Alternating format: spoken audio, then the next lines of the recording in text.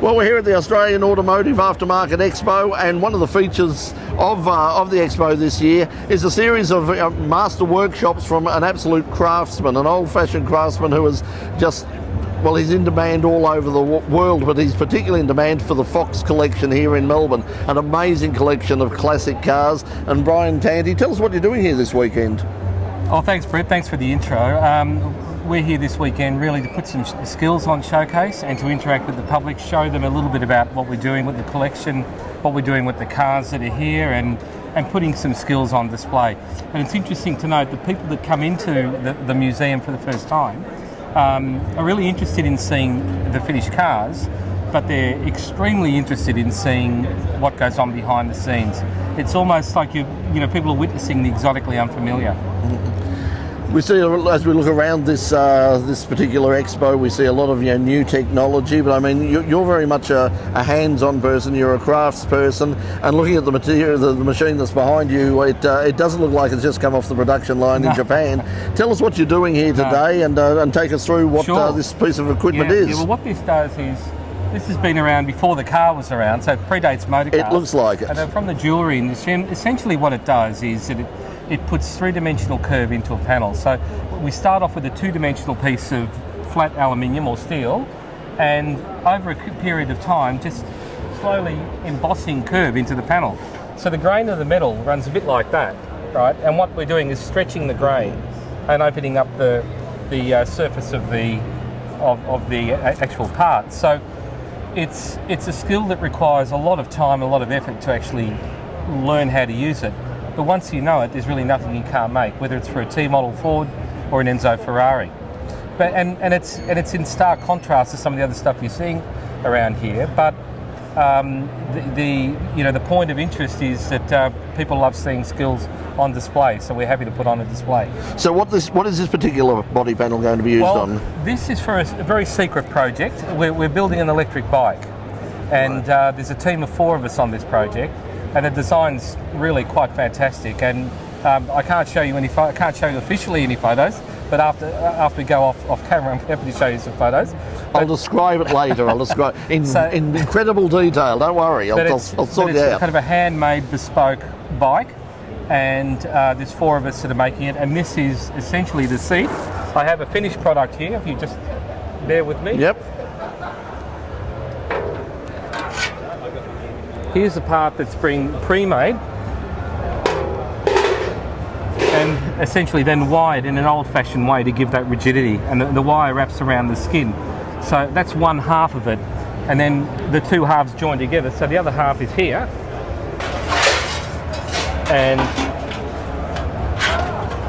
fit it together, kind of left with something that looks like that. Right.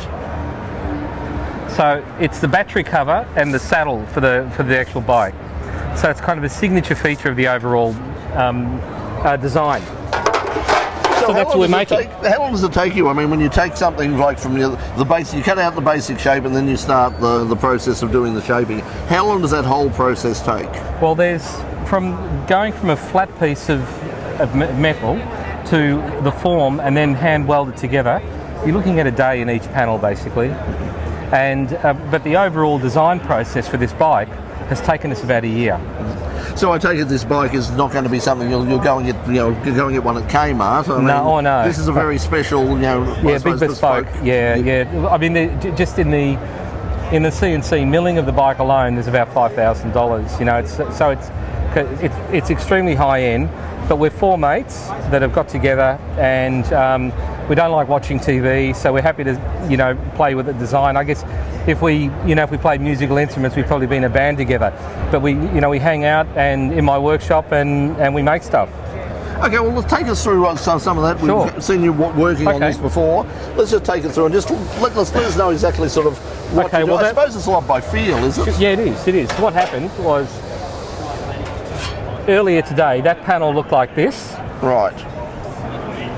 So these are all the hammer marks in the panel, and that's stretched it. So you hammer out the basic shape first and then smooth it out on the rollers. And then after a couple of hours of work on the wheeling machine, it looks like that. And what I'm now doing is just I'm starting to pronounce to form up that highlight through there, which is a signature feature of it. So basically, all I'm doing is just traversing backwards and forwards in the wheel, and just very, very slowly crossing over my wheel marks, and that's giving it its form. So as you say, this is an old device. I mean, if people wanted to go, I mean, do people still make this sort of thing? Yeah, they do. There's this whole, it's become very popular with the hipsters, you know, the bearded guys with the check shirts, and they're making a lot of fuel tanks for bikes and things, and there's a whole aftermarket industry growing up around this movement. And it's almost like a whole subculture interested in understanding hand-forming skills and then applying it to different projects. Do you think that's sort of a backlash against all the technology that we're seeing today, that the people are now starting to appreciate the old-fashioned craftsmanship? Well, I think what happens is with modern technology, particularly kids that have grown up playing on computers, there's no cause and effect. So you simply, you play a computer game, you blow things up, you get blown up, you just hit reset.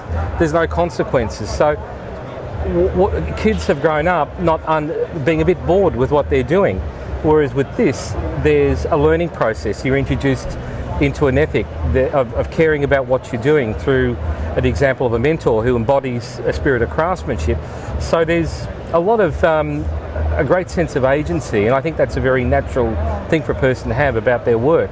And I think that's what's driving it. People, there's this whole fascination which shows about work now, and I think it's because of that, because kids don't have that experience that you and I had as kids, building billy carts and playing with things in the garage, It's one of those funny things there. You talk about, like the Logies used to go to the Logie Awards, and it was full of dancers and actors and comedians. Now it's full of chefs and carpenters and people, landscape designers. Yeah, exactly. And I think that a lot of this work is exotically unfamiliar to a whole generation, and I think because of that, there's a fascination with it. There's a fascination of understanding how you can go from a flat sheet and turn it into a complete car.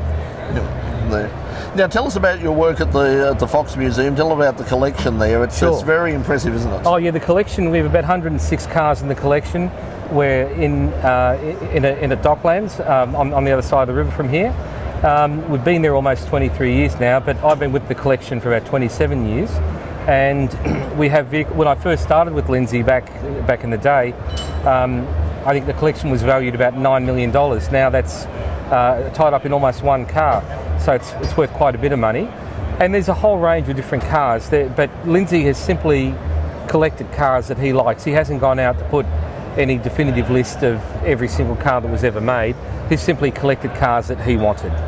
And as a result of that, it's open to the public.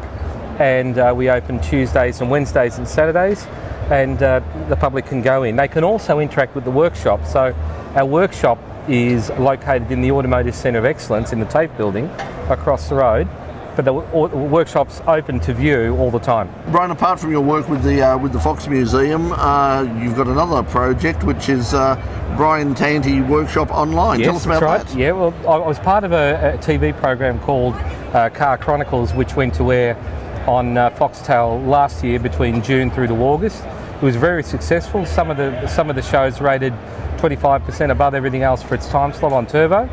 And beyond that, we captured stories in Italy and Germany and around the world, particularly car stories and car workshops.